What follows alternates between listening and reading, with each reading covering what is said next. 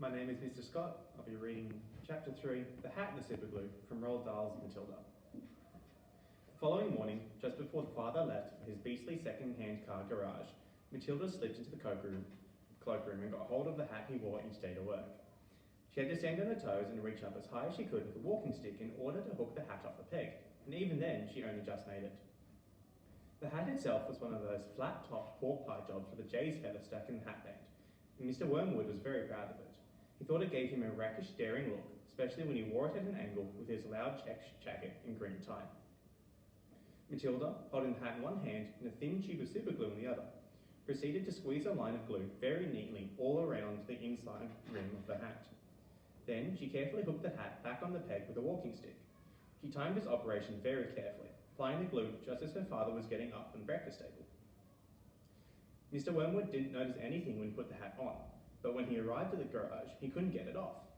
Superglue is very powerful stuff. So powerful, it'll take your skin off if you pull too hard. Mr. Wormwood didn't want to be scalped, so he had to keep the hat on his head the whole day long, even when putting sawdust in gearboxes and fiddling the mileages of cars with his electric drill. In an effort to save face, he adopted a casual attitude, hoping that his staff would think he actually meant to keep his hat on all day long just for the heck of it, like gangsters do in the films. When he got home that evening, he still couldn't get the hat off.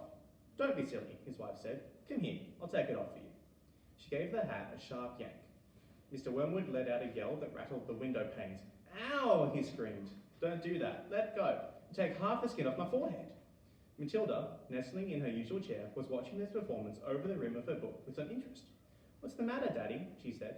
"Has your head suddenly swollen or something?" The father glared at his daughter with deep suspicion, but said nothing. How could he? Mrs. Wormwood said to him, "It must be superglue. It couldn't be anything else.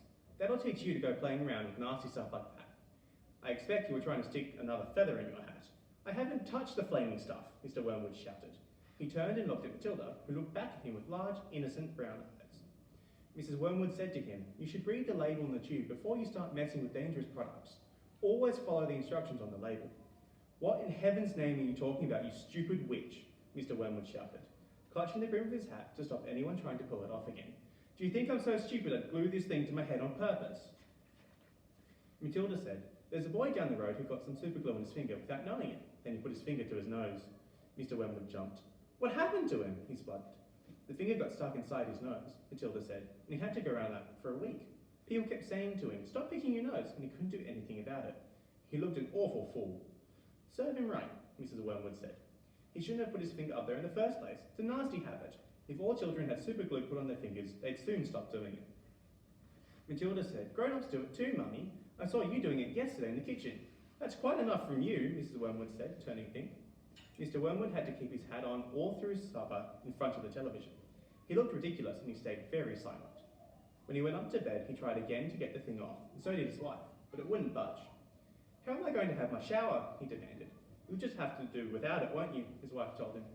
And later on, as she watched her skinny little husband skulking around the bedroom in his purple striped pajamas with a pork pie hat on his head, she thought how stupid he looked.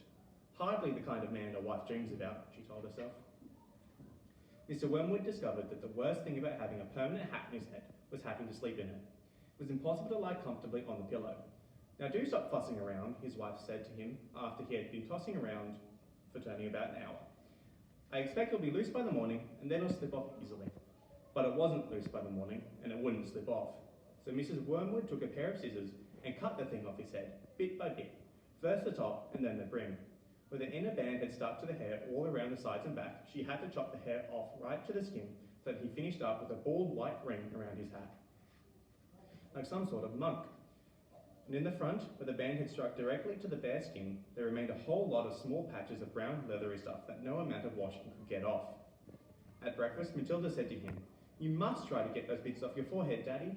It looks as though you've got little brown insects crawling about all over you. People will think you've got lice." "Be quiet," the father snapped. "Just keep your nasty mouth shut, will you?" All in all, it was a most satisfactory exercise, but it was surely too much to hope that it might taught the father a permanent lesson.